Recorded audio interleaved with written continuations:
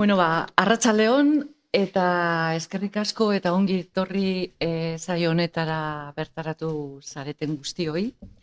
Geopolitika gero eta toki gehiago hartzen duelako gure bizitzan, eta beraz, ondoan ditugun estimo handiko bi lagunak gomitatu ditugu. Eta ondorioz, transizio geopolitiko garai honetan, gure transizioa ere egiten ari gara, helburu aitortza bada ere, gure herriaren aitortza lortzea bada ere, bitartean, bide luze honetan, eta lehen aipatu dudan talaiari bueltatuz, lau helduleku, edo bestelako metafora bat erabiltzen, lau artizar zehaztu ditugu. Hoiek laguntzen gaituzte, une lasaietan, baina baita ere une gatazkatzuetan. Lau helduleku horiek dira, batetik herrien autodeterminazio eskubidea, burujabetzaren errespetua, eta eskuartzeuen gerentzia eza, horiek gure jardueraren nahitanahiezko zutoinak dira. Eskubide oro eta askatasun demokratikoaren errespetoa dugu bigarren artizarra. Hirugarrena da herri honetan egonik ederki dakigu elkarrizketa eta negoziaketa direla, gatazka politikoa gainditzeko ezinbesteko tresnak. Eta laugarrena, azkenik errealismoaren printzipioa dugu. Mundua ez delako nahiko genuken bezala, baizik eta den bezala. Hori izango da, eta orain bai aurkeztuko ditu, zintzu diren, Asier Blas, Hernaniko lagun, eta Bilbon bizi den Euskal Herriko Unibertsitateko irakaslea, doktorea da zientzia politiko eta administrazioan, ikerlan asko eta ikerkuntza lerro ezberdinak irekiak izan ditu, aniztasun etniko nazionalaren kudeaketaz, berritasun demokratikoaz, hainbat sari ere irabazi du, eta hainbat liburu idatzi ditu. Baita ere, adibidez, modelos de democracia en las comunidades autónomas españolas, edo Etnopolitics aldizkarian ere, hainbat artikulu idatzi ditu, adibidez, Kataluniako prozesu eta sezioari buruz.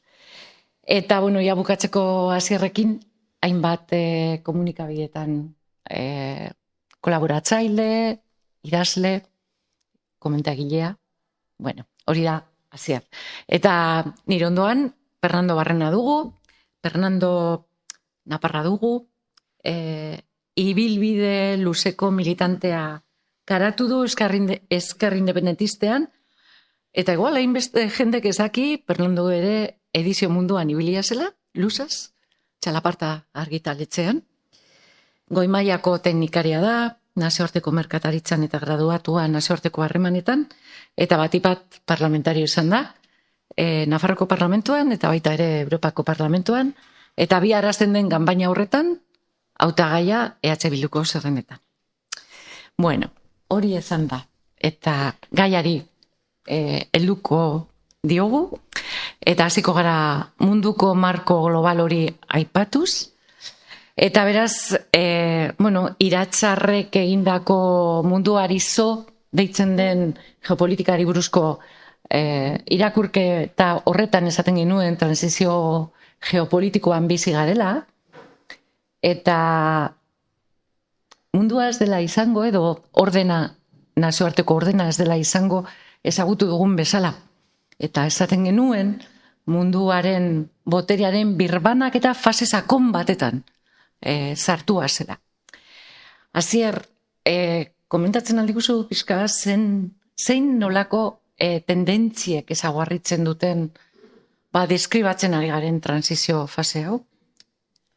Bai, bueno, lehenik eta eskerrik asko Elena, gonbidapenagatik, eskerrik asko Fernando, gaur gurekin atxaldea pasatu nahi izateagatik. Mundu asko aldatu da, aldatzen hasi zen bigarren mundu gerra ostean. Eta ordutik dago gertatzen ari da botere birbanaketa. Hegoalde globala independentzia lortzen du lehenengo, askapen nazional eta sozialeko prozesua jartzen dira martxan, zailtasun askorekin aurrera doaz batzuk, beste batzuk geratu egiten dira, atzeraka egiten dute, baina orduan abiatu zen prozesu hori asko azkartu da 21. mendean. Eta gaur egun zer daukagu, pixkat hori ikusten zutena, ez da? Une honetan, ez daukagu hegemoi bat munduan. Hori da berri nagusia. Amerikako Estatu Batuak ez da munduko hegemoia. Superpotentzia indartsuena da, bai. Baina ez da gauza bera hegemonikoa izatea eta lehenengo superpotentzia izatea. Zergatik, ze dagoeneko ekonomian, politikan eta arlo militarrean ikusten dugu, ez dela egiten berak nahi duena beti. Eta frogariko berena daukagu aste honetan, ez da, kartatu dana Netanyahurekin, ez da? Nazioarteko auzitegiak, bere kontrako kasua ireki du, eta momentu honetan, bakizute, jazartua izango dela, nazioarteko auzitegia, Hagako nazioarteko auzitegia, onartzen duten herrialdeetan behintzat. Orduan, honek adibide honek argi uzten diguna da, Amerikako Estatu Batuak ez duela kontrolatzen mundua. Horrek zertara garamatza? Mundu multipolar batetan gaude. Baina mundu multipolar horretan, bizi dugun egoera zein da, borroka une bat. Ez da oraindik gauzatu pixkatelenak aipatzen zuena, nora goaz? Ze mundu eratuko da? Zer nolako akordioak egongo dira, botere borroka hori arautzeko.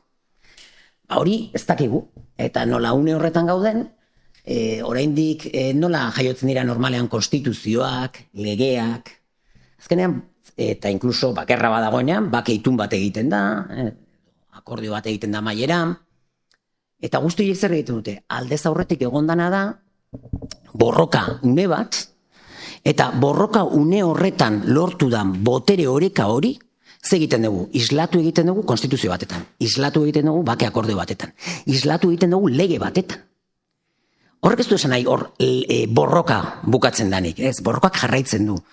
Baina, borroka arautu egiten da, bale? Eta orduan gu ze unetan gaude, borroka araugabea dagoen momentu hori, eta beldurra sortzen du egoera horrek. Beldurra sortzen du, besteak beste, ikusi egun bezalaxe, gerra dagoelako, eta gerra letra larrietan esango nuke dimensio desberdinetan. Bata da ekonomikoa, mordokazutena, ikuste zute ez da, momentu honetan, BRICSak ekonomi indartsuago dute, 5 BRICSak, ez ja zabalkundea izan duten BRICS horiek, oraindik eta indartsuagoak dira, G7arekin alderatuta, ez da? Eta bakizuten munduko lehenengo ekonomia erosalmenean Txina dela, aspalditik, eta gero ez da distantzia handiagoarekin, eta munduko 5 lehenengo ekonomien artean, ez dago Europarrik, dagoeneko. Eta lehenengo 10 artean, bilatu behar dugu hor Alemania dela 7garrena, eta Erresuma Batua 9garrena. Gauzak asko aldatu dira, aldatzen ari dira, eta ez dakigu nora goazen. Orduan alde horretatik, momentu, badakizuten ez, larria da alde horretatik. Bi tendentzia agertzen direla, pixka bat mundua gaur egun ezaugarritzen dutenak, batetik agertzen dira erantzunak, eta hegemon izan den horren aurrean artikulatzen dira bestelako erantzunak eta bestelako potentziak agertzen dira, beraz lehia bat ematen da, eta bigarren elementoa gerla da. Eta gerla zer da? Gaur daino egon den eredu neoliberala berrarautzeko erabiltzen den tresna bat, batzuk esaten duten bezala, edo Rosa Luxemburgok esaten zuen bezala, azken finean, kapitalismoaren fase historiko guztietan, kapital akumulazioa eman den bakoitza, eskuz eskugoz joan dela beti egela. Orduan, bi elementu horiek defini dezakete, zuri entzunda, gaur eguneko ezaugarritze hau. Eta aipatzen zenuen hegoalde globala, eta aipatzen zenuen BRICS. Horrek zer nahi du? BRICSek erantzun alternatibo badela? Kaos honetan eta hegemoniaren gainbera honetan BRICSek suposatzen dutela alternatiba bat? Bloke antagoniko bat? Edo hori baino komplikatuagoa da fera? Bata zein bestea ez dira eskluyenteak, nik uste Rosa Luxemburgok esaten egia da, baina baita ere badago berraordenazio bat. Bi gauza gertatzen ari dira aldi berean. BRICS-etara jota, eta gero hortikan iritsiko naiz globalera, BRICS-ak alternatiba dira. BRICS-ek ez dute alternatibarik. BRICS taldean, momentutan 9 herrialde daude, eta interes askotarikoak daude. Eta bakoitzak proiektu propioa dauzka. Zer dute komunean? Batez ere, bukatu nahi dutela, 20. mende amaieran, eta 21. mende hasieran nagusi izan zen globalizazio neoliberal unipolarrarekin. Hau da, Amerikako Estatu Batuak gidatzen zuen globalizazio horrekin. Hor, beraiek somatzen zuten kaltetuak zirela. Eta orain, beraiek nahi dutena da horrekin amaitu, eta nolabait ere arautu nazioarteko harremanak eta ekonomia globala, beste modu batetara. Modu igualitarioagoan herrialdeen artean, ez pertsonen artean. Gero, bakigu, herrialde joango bagina, realitate oso desberdina dazkagu. Hala ere, egia da, guk pentsatzen duguna, askotan, edo transmititzen digutena, egitik nahiko urrun dagoela. Hemen ikuste zuten datu hauetan ikusi itzazkezute, munduko momentu hontan dauden erregio desberdinak. Ez gertatzen ari da. Mundu unipolar hori desmontatzen ari da. Ekonomia globalizazio kapitalista hori desmontatzen ari da. Eta joaten ari gara neoliberalismotik protekzionismora. Protekzionismo regionalera. Batez ere, iparralde globalaren erantzuna izaten ari da. Garai batetan deslokalizatzen zen, eta orain egiten da, berlokalizatu egiten dira. Batzutan ez dira bueltatzen Amerikako Estatu Batuetaren enpresak. Jartzen dira Mexikon, edo Europan jartzen dira, Marokon jartzen dira, ez da? Edo Turkian jartzen dira. Zergatik egiten da hau? Ze ikusten dena da, globalizazio neoliberal horretan orain irabazle nagusia Txina da. Eta guk, mendebaldetik, gure botere kuota mantendu baldin badugu, berriz ere protekzionismoa sustatu behar dela. Eta horren, seguruenik, etorkizunean ekarditzazke aukera batzuk, ez daukagu denborarik horretarako, adibidez, soldaten igoeran, eta baina ikusiko dugu. Igual, akaso 3. puntuan komentatuko dugu. Bakarrikan honekin bukatu nahi dut, Ikuste zuten bezalaxe, munduko eskualde guztiak ikusiko da genitu, guk, bote prontoan, esate gute edabidek. Txina, aberats eta pobren arteko distantzia oso handia da, neoliberalismo basatia dago. Txina ikusten zuten bezalaxe, hor, Gini indizean aberastasunaren banaketan. Gini indizerik bajuena dauka, diferentzia handiarik. Desberdintasun gehiago daude, Europan, Txinan baino. Aztu egiten dugu, Gini indizeak jartzen dizkigutenean normalean, zer jartzen digute mai gainean? Soldaten desberdintasuna. Hemen zer daukazute? Aberastasunaren banaketaren desberdintasuna. Eta hor, ze ikusten da garbi hegoalde globalean? Geroz eta desberdintasun, aberastasunean, geroz eta desberdintasun gutxiago dazkate. Egia da oso atzetik datozela batzuk, beste batzuk ez, Txina bezala. Eta hau zergatik gertatzen da? Hegoalde globala industrializatuta dago geroz eta gehiago, ekonomia produktiboa da, eta gurean, zer daukagu? Ekonomia finantziarizatua. Nondik irabazten dugu dirua? Paperetik. Inbertsioak eginez. Edo guk pandemia dago, eta hona egiten dugu aurre pandemiari. Sakatu dirua egiteko makinari. Eta diru horrekin zajutegea?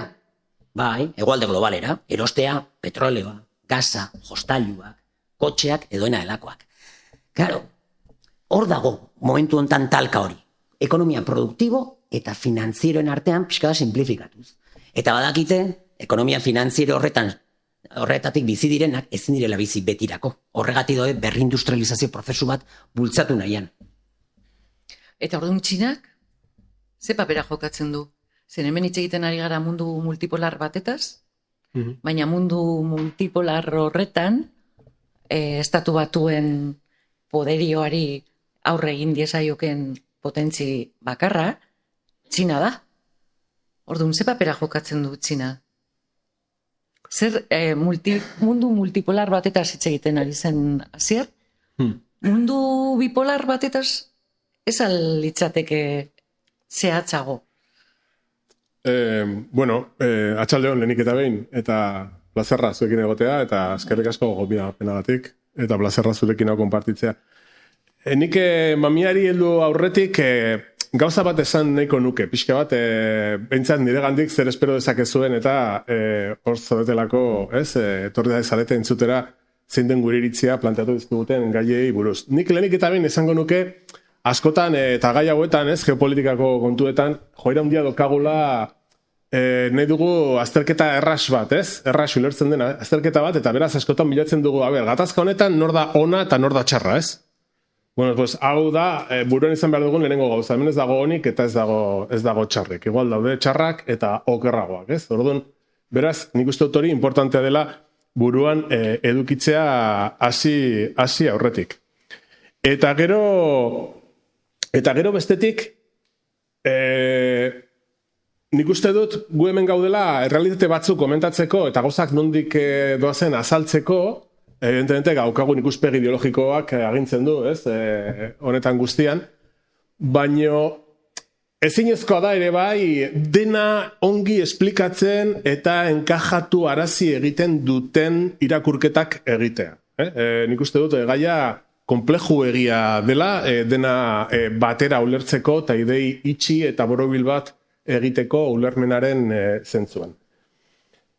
Hasierrak komentatzen zuen, eta nik uste dut arrazoiz, gaudela mundu egoera batean, non botere eskema unipolarretik multipolarrerako transizioan gauden, edo gehiago esan liteke.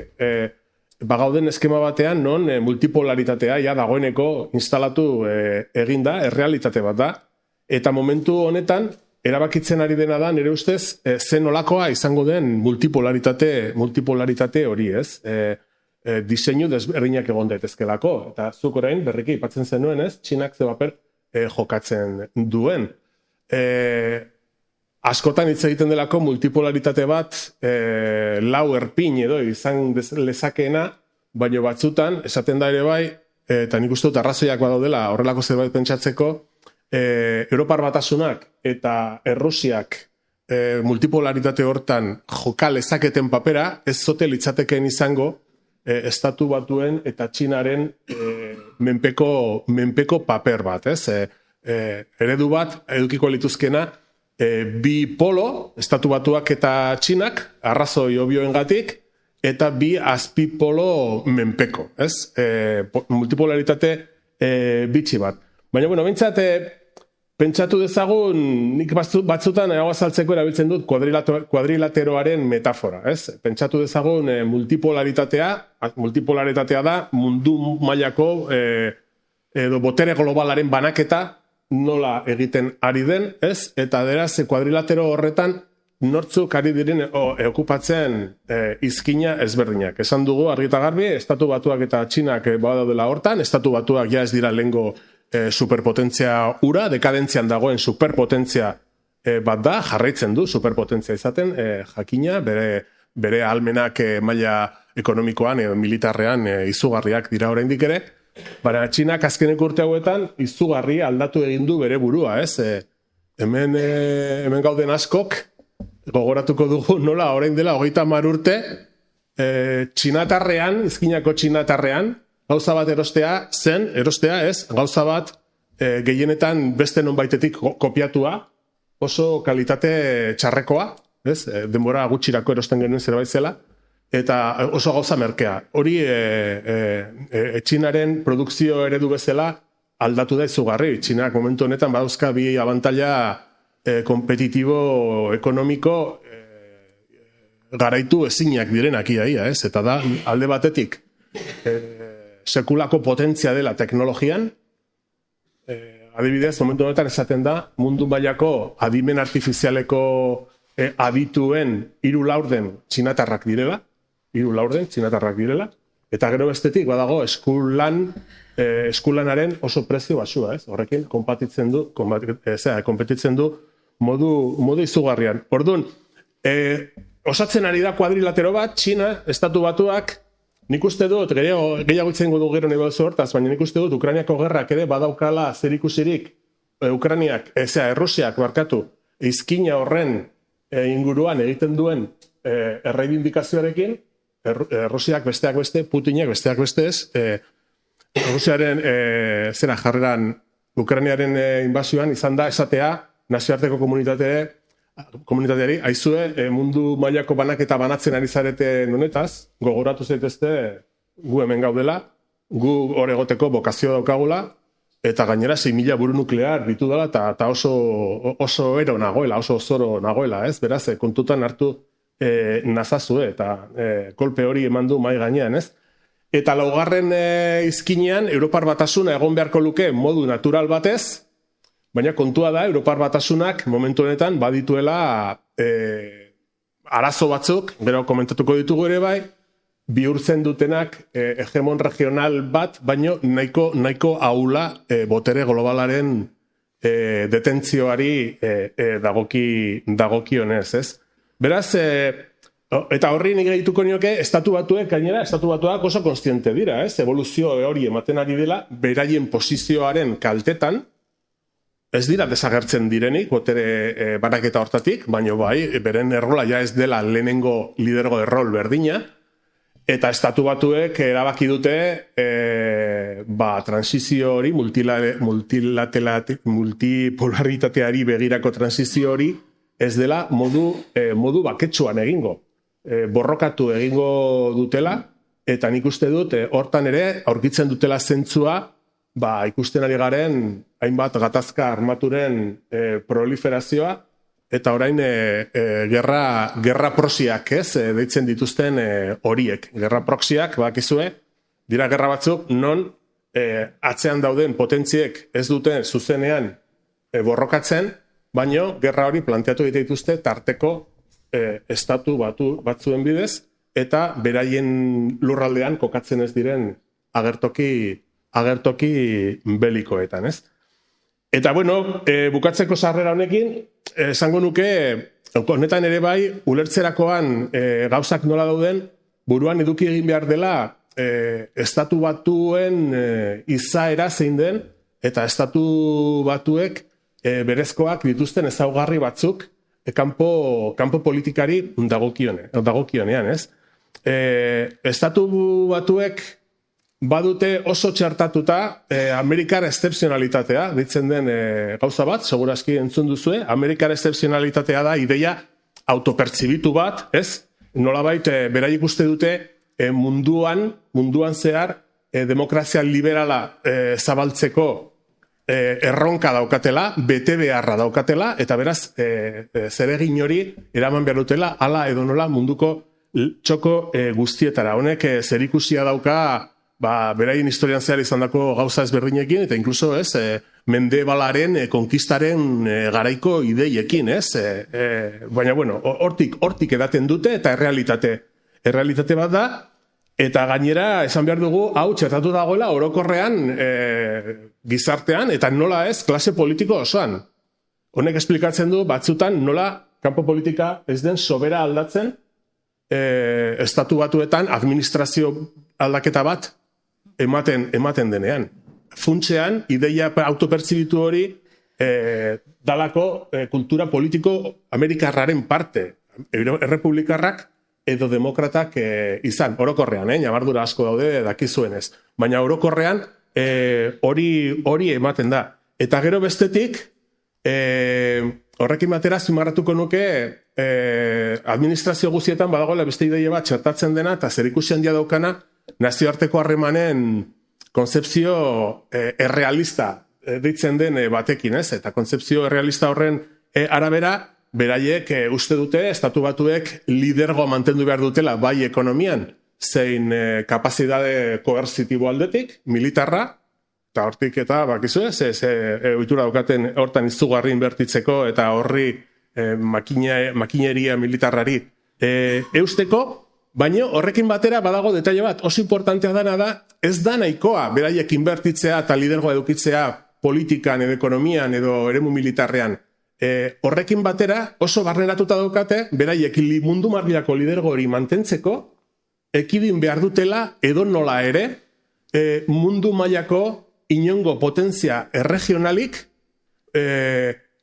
potentzia globala izateko kapazitatea edukitzea, ez? Osea, oinazpitik, belarra, moztu egin behar zaiola, bokazio globala daukan munduko edozein potentzia regionalari. Eta honek, azterketa egiterakoan, balio du, berdin, Rusiarako eta Txinarentzako, hau oso evidentea da, baino hau da oso gauza importantean, ere ustez, Europar Batasunari buruz hitz egiterakoan, berdin balio egiten du Europar Batasunaren zako. Estatu Batuek mundu mailako lidergoa mantentzen jarraitzeko, hori da berain helburua, Europar Batasunari belarra moztu behar dute oin azpian. Eta hori da faktore bat oso presente eduki behar dena Europan ematen den barne eztabaida ulertzerako. Bukatzeko atal honekin, zerbait. Bai. Ez da mundu bipolar bat, nik uste mundu multipolar batetan gaude, horrek ez du esan nahi, badago lehia bat Txina eta Amerikako estatu batuen artean, ikusteko zein den lehenengo potentzia, eta gero baude beste maila batean, beste potentzia batzuk, baina ez dezagun naztu, Txinak ere bere arazoa euskala. Adibidez, mendebaldea bezala, gizarte zaharkitua da. Eta hor, goraka badatoz beste potentzia batzuk. Indonesia. Ez da hitz egiten Indonesiaz. Indonesia munduko 6. ekonomia da, eta sekulako hazkunde demografiko eta ekonomikoa dauka, ez da? Eta Afrika badator, ere bai, etorriko da. Mundu multipolarra zezentzutan, segurunik orain gutxi asko egiten ari dira erregio batzuk, polo regional batzuk sortzen ari dira, eta polo regional horien artean batzuk, dizdira gehiago dute. Vale, Indonesia, Iran azten zaigure bai, ez da? Oso indartsua, munduko munduko lehenengo gei ekonomien artean dago, eta segulako potentzialidade daka. Baina, iritsiko da momentu hori ere Afrikarentzako. Eta ikusten dugu, Nigeriak, okarrezpatu naiz, 500 milioi pertsona izango ditu 2050. Horan, hori ere badator. Eta bukatzeko, Fernandok esan duenari pixkate erantziz, ez? Ez dago, ez daude, ez onak, ez txarrak, txarrak edo txarragoak, interesak daude. Zerteko politikan, geopolitikan, interesen arteko talka eta gerra dago. Eta hor, zoritxarrez, demokrazia, giza eskubideek eta duten espazioa oso mugatua da, edo iaia zeroren parekoa. Beraz, bukatzeko atal honekin esan dezakegu, aipatu dugu, mundua ezaugarritzen duten faktoriak direla hegemoniaren, ipar-amerikar hegemoniaren gainbera, gerla, mundu boterearen birbanaketa, alternatiba eskasa, esan dut bloke antagonikorik ez da agertzen modu kontundente baten bidez, eta gero dago elemento bat, uste dut azpimargarria dena, zuek gainetik ikutsu duzue, eta da, orain arte ezagutu dugun orden neoliberala, etzen bakarrik eredu ekonomiko bat, baizik eta eredu ekonomiko hori txertatuta zegoela, egitura hegemoniko batean. Eta egitura hegemoniko horrek zer zuen? Zuen, aman komunezko zuzenbide bat, nazioarteko zuzenbidea, gobernantza bat, baina orain, ikusten ari gara, zuek aipatu duzue, demokrazia horren pitzadura nolakoa dan, zuk aipatu duzu Netanyahuren kontrako epaiketaren bide guztia, zertan geratzen ari gara? Mundu maila orain arte baliagarriak izan zaizkigun juridiko amarau guzti hori gabe, ez algara biziko desarautze mundu batean. Ikusi dugu Mexikon, ikusi dugu eskuin muturrak dituen eszentralidade baino gehiago diren, zer nolako mundutan geratzen ari garen. Daukagu aurrera begira eusteko, helduleko bat izateko eta demokraziari bestelako potentzialitate bat emateko. Hor Txinak adibidez, ekarpen bat egiten du, ez? Nazioarteko legediak ez da egin du. Ez dira? Nazioarteko legediak ez da egin du, aspaldi. Betidanik urratua izan da. Gertatzen da orain ja eragerian hausten da, ez da? Eta eragerian hausten da, esan nuke, momentu unipolarra hasi zanetik. Kontua da, orain ja, bakarrik ez dula hausten Amerikako estatu batuak, orain edo norkein dezake, eta Ekuadorreko presidentean Noboak hartzen du, eta egiten duena, edo Mileik egiten duena, eta alde horretatik, nik uste, bizi dugu momentuan, nik uste biok esan dugula. Momentu horretan ze gertatzen ari da. Borroka horretatik sortuko dira arau berriak. Baina, bitarte horretan, badaukaguna da, gatazka, arau hausten ugalketa, Eta alde horretatik egia da arauek gutxienez daukaten gauza ona da zuri joko zelaia ondo markatzen dizutela. Nik joko zelaia nagoen artean, ateratzen ez naizen artean, ez zaitez agertatuko. Segurtasun juridikoa ematen dizu. Segurtasun juridiko hori ez da existitzen dagoeneko nazioarteko harremanetan. Eta geopolitikan. Guzti horrek estande egin du. Dagoeneko ez dute kontra Nikaraguensai bat montatu behar, ez da, zuri gerra egiteko. Zuzenean inbaditzen zaituzte eta jazta. Eta nahi baldin badute, zure enbaixadan sartzen dira, eta ez da segurtatzen. Baina esan dezakegu mundu boterearen birbanaketa horrek islada badaukala, adibidez, nazioarteko instituzioetan. Eta bereziki nazio batuetan, adibidez, ez? Txina jokatzen duen papera, mundu sistemari buruz daukan ulerkera berriaz. Txina momentu honetan formalki da, seguruenik potentzia handien artean zurrena. Eta nazioarteko legedia gehien zaintzen duena. Ez esaten ez duenik hautsiko etorkizunean. Baina oraingoz horrela da. Zergatik? Status quoa bere alde egiten duelako. Eta nazioarteko legediak babestuko lukelako parte handi batetan egungo globalizazioa. Eta globalizazioaren joko horretan beraiek dira irabazle. Baina ere ez dago tematuta horretan, badazpada berak bere erakunde propioak sortzen ari da, eta bere aliantzak sortzen ditu, BRICS, Txangaiko elkarkidetza kooperazio elkartea, bere bankua, Asiako inbertsio bankua, eta abar. Bueno, aldatuko dugu atalaz, zeren denboraz ez gabiltza oso ondo. Europar batasunera salto egingo dugu. Fernando, nola irakurtzen dugu Europar batasuna? Zeren badirudi hitzaiten ari gara aro aldaketa baten aurrean aurkitzen garela, eta testuinguru honetan Europa ez da salbuespen bat. Ataka batean dago, eta behin nola izan zena gogoan, segurazki pentatone akordio edo manifestoa militante antifasista eta komunista horiek idatzi zutena, eta nola baiteko hasia izan zena oso urruti geratu da, bederen balioi dagokionez Europar batasunaren proiektoren garapena zertan dago gaur egun. Lehen aipatu dugun testuinguru orokor horretan, nik esango nuke Europar integrazio proiektua momentu honetan blokeo batean dagoela, inkluso esan liteke atzera egiteko arrisku handiekin, eta nik uste dut hori, egoera hori ematen dela bi arrazoi nagusiengatik, batetik. Europar elite politikoak ez duelako bat ere garbi, zen olako etorkizuna eman nahi dion proiektu horri. Horre, ematen ari da talka bat, momentu esan genezake, esango nuke Europar komunitateak sortu zirenetik talka hori iraunkorrean modu batez edo bestez eman den joera bat izan dela, ez? Baina momentu honetan bizitzen ari dela bere momentu gorenekoa edo, ez?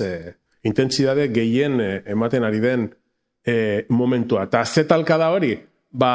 Bi ereduren artekoa. Eredu bat, nahi duena Europar integrazio proiektua bukaeraraino eraman, integrazio politiko oraino, nolabait modu grafikoagoan edo esategatik, Europako estatu batuak sortu, bai?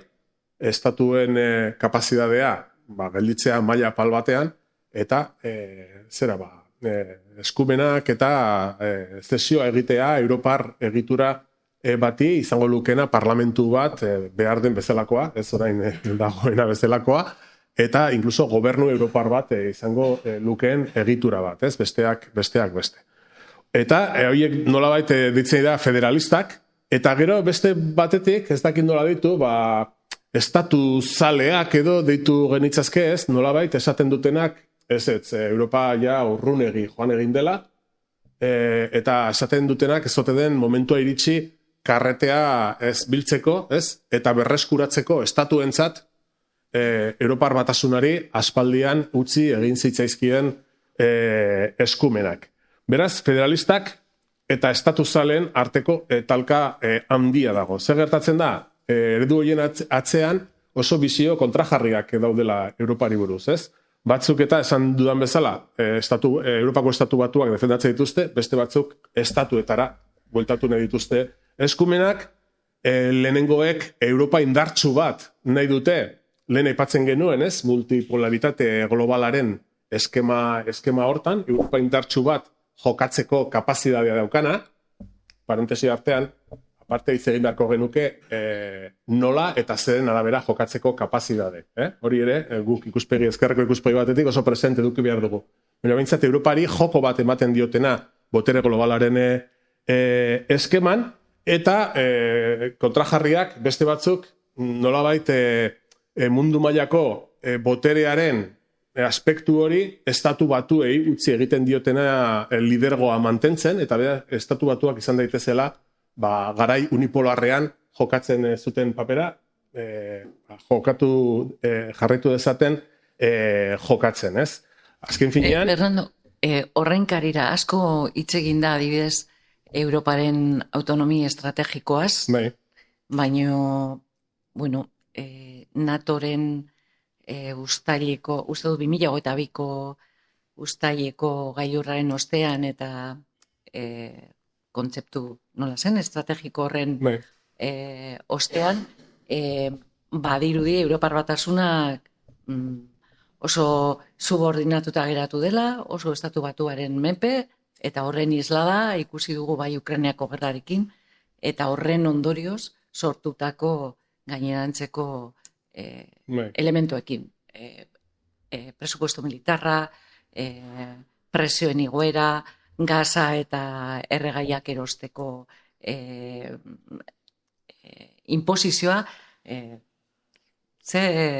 zenolako Europa gelitzen zaigu, eta Europa horrek badu zerbait jokatzeko aukerarik, edo estatu batuen ez dakit nola esan, eskua da eta punto, ez dago bestelako aldaketarik. Bai, oso gauza garrantzitsua da hori.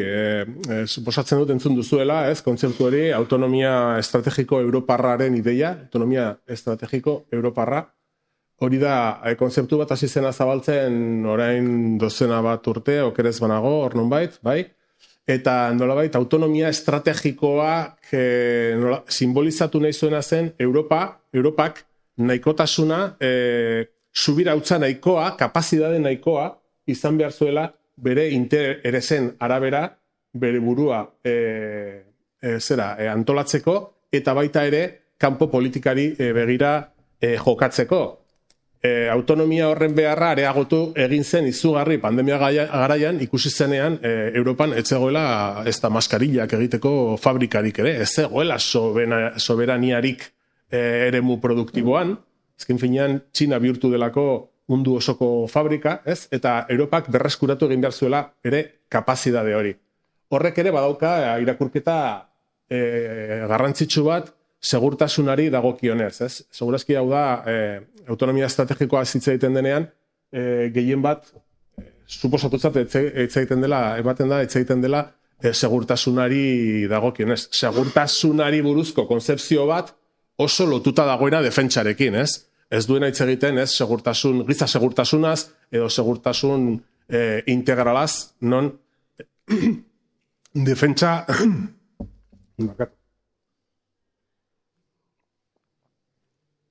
Non defentsaz eta kontu militarroi ez gaindiko beste gauza askori buruz ere hitz egin behar den, ez? Jendeak baldintza duinetan bizitzeko izan behar duen eskubide bermatua eta bar ere, hori ere bada segurtasunaren parte bat eta beste gauza asko, ez?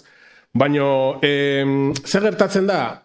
Azkenean, lehen aipatu ditugun arrazoiengatik, ez?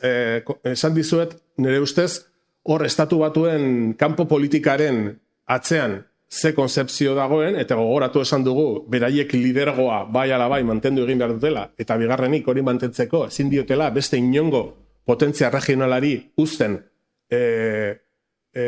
potentzia globala izateko biderik edukitzen, zer gertatzen da, nire ustez, autonomia estrategiko europarra defendatzea, hori da, subirautza europarra, nire gehiago gustatzen zait subirautza europarraz hitz egitea, beste termino hori ulertzen dut, baina neko kutsatuta dago nire ustez eizkera politikoan.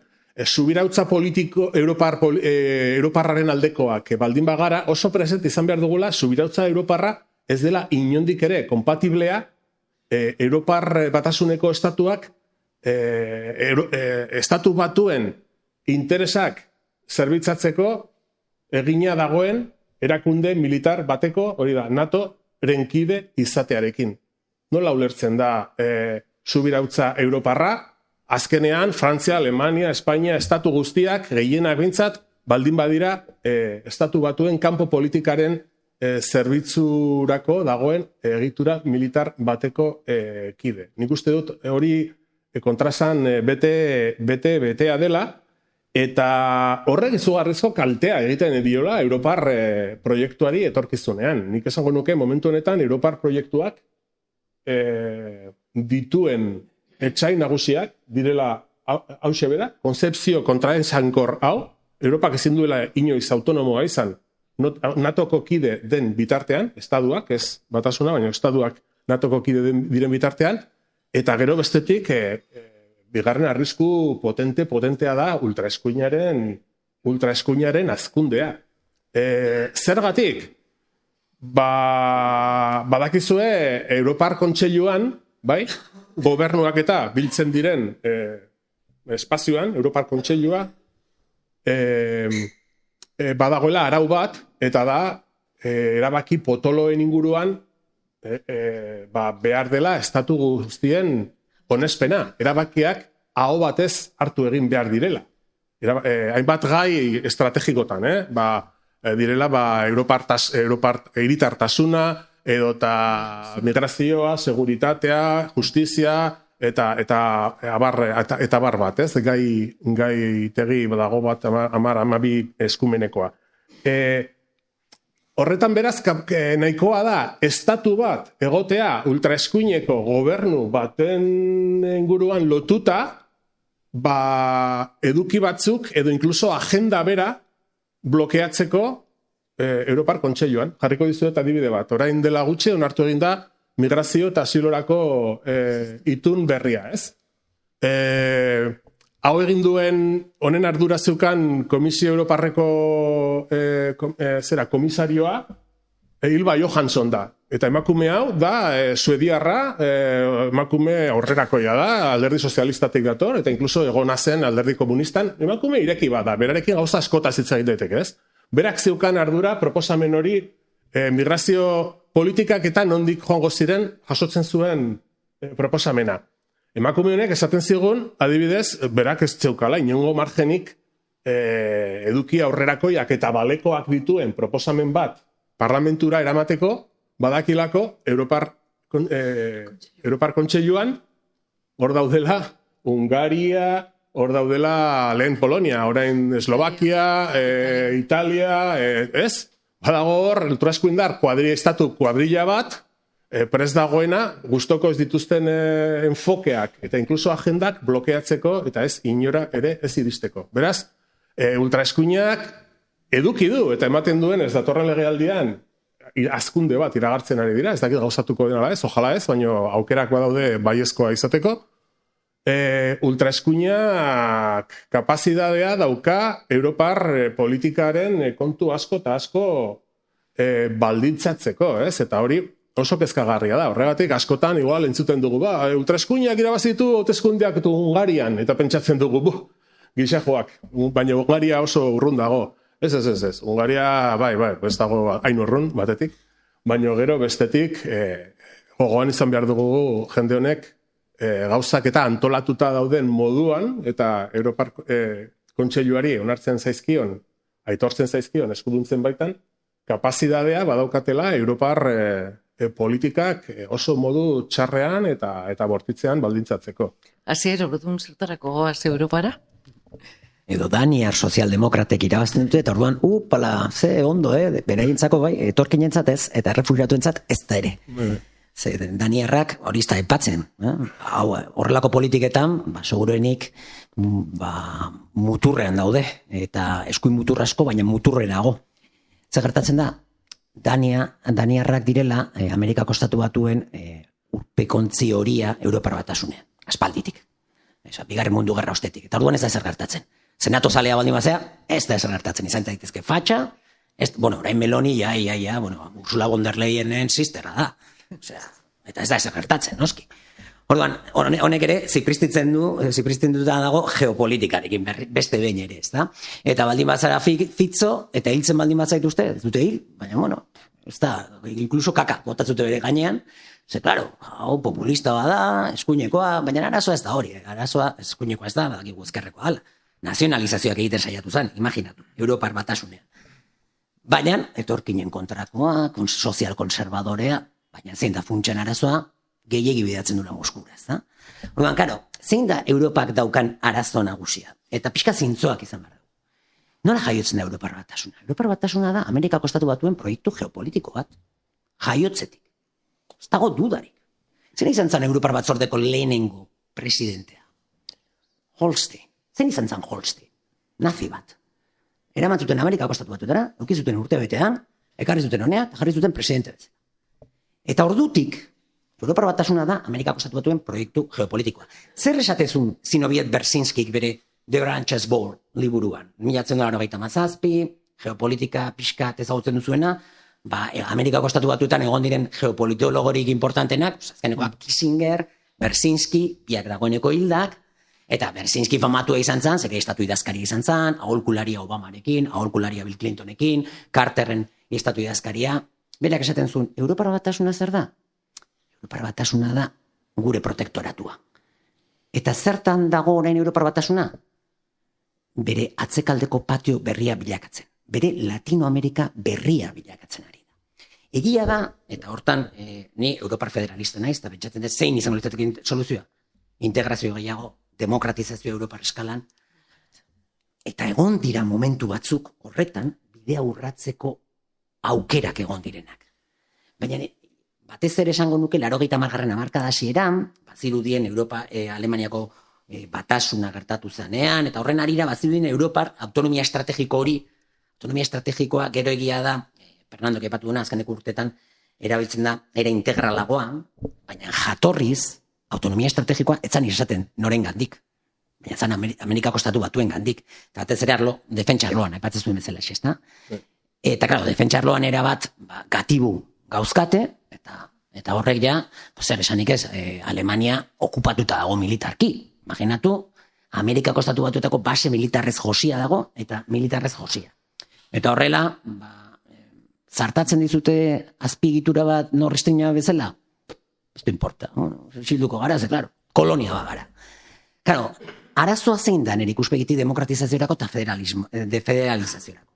Europar batasunak momentu askotan oso ondo edo behintzat nahiko ondo funtzionatu du interes nazional partikularren agregazio gisa.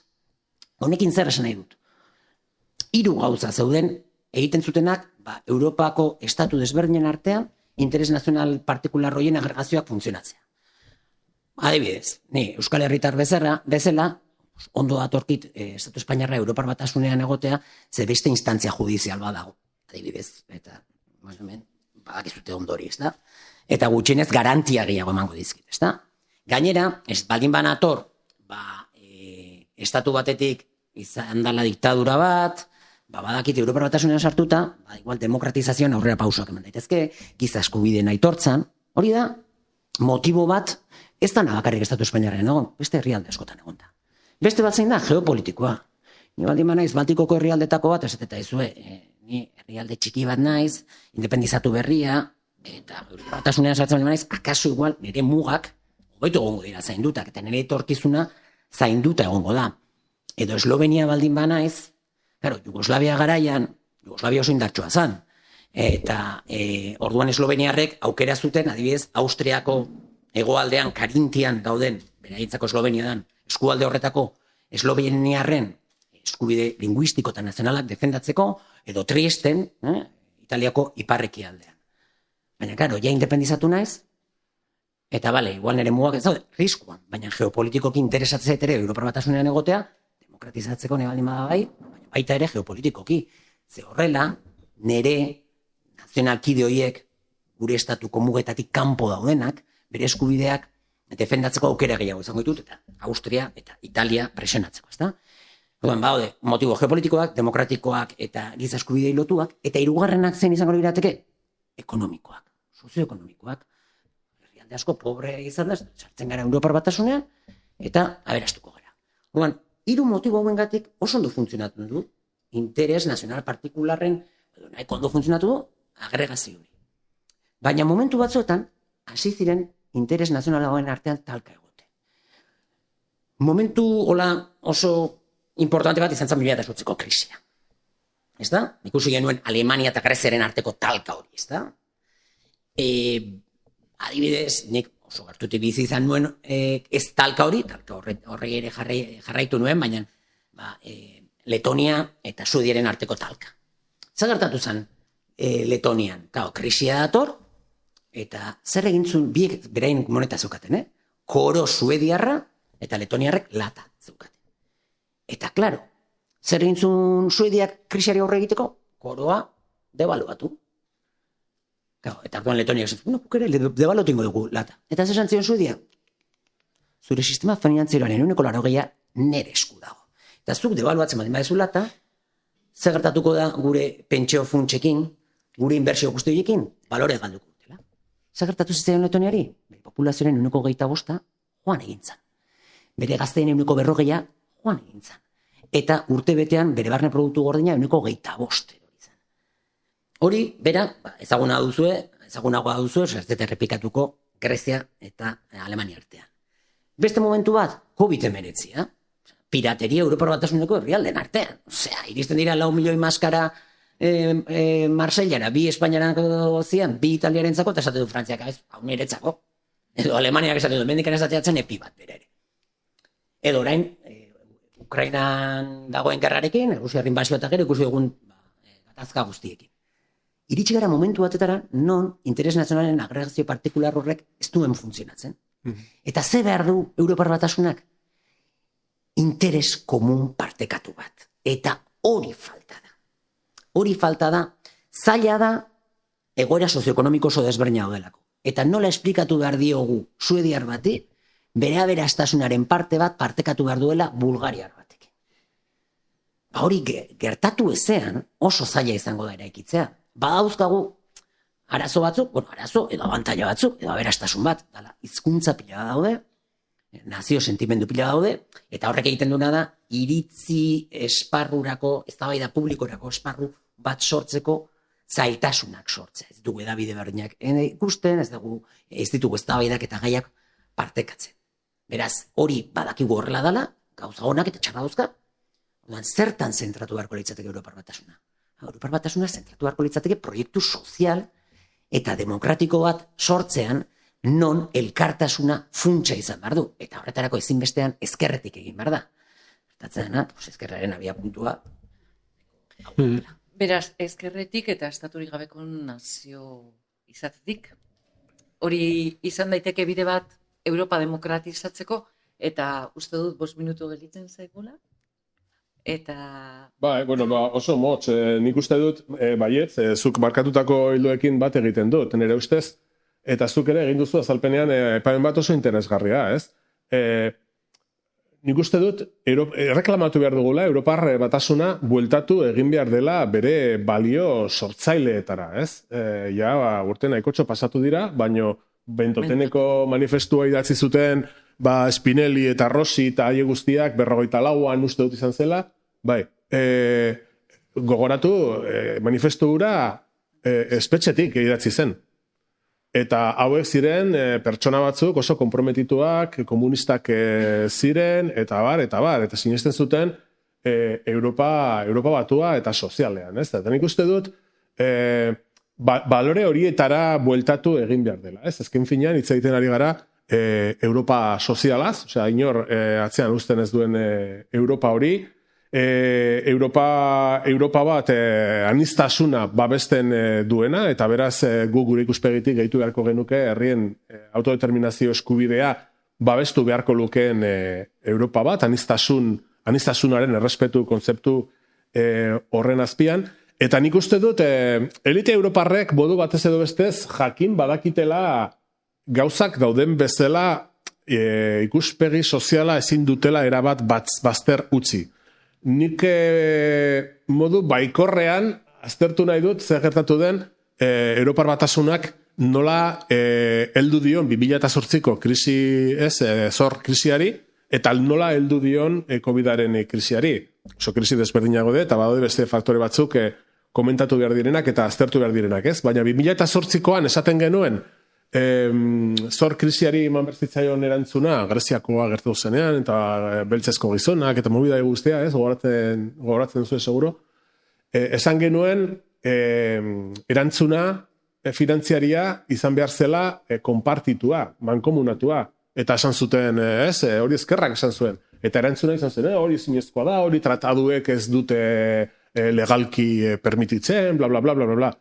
COVID-aren krisiari horrela egin zaio aurre neurri handi batean behintzat, ez sorik, baina neurri handi batean horrela egin zaio aurre zorpetze mankomunatu Europar baten bidez, kakotxartean, hortan oinarrituko da datorren austerizidioaren parte bat, hor dagoen zorpetzea.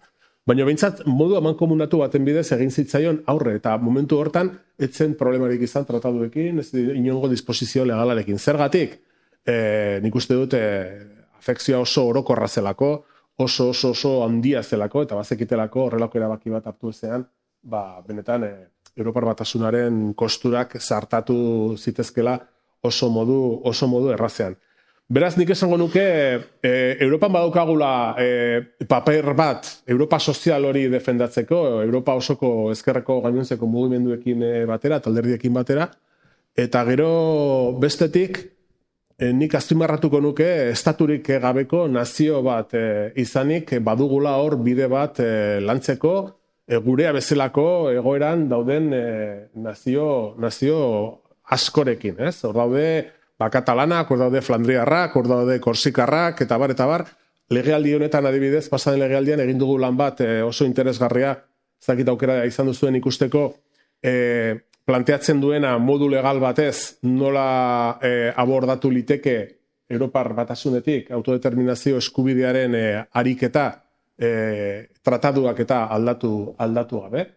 Eta nik uste dut tresna importantea dela Europaren aurrean, eta Europaren aurrean esaten dugunean, esan nahi du, Europar instituzioen aurrean, Europako alderdi politikoen aurrean, kultura politiko ezberdinen aurrean, esateko, hain zuzen, estaturik gabeko nazioak ez garela arazo sortzaileak eta ideologia erakoia daukaten, esparru territorialak Europako herrialdeko askok eta uste duten bezala, baizik eta autodeterminazio eskubidearen errespetua badela gatazkei irtenbidea emateko errezeta demokratiko bat, eta Europak babestu beharko lukena benetan eutsi egin nahi baldin badio bere balio fundatzailea den bakeari.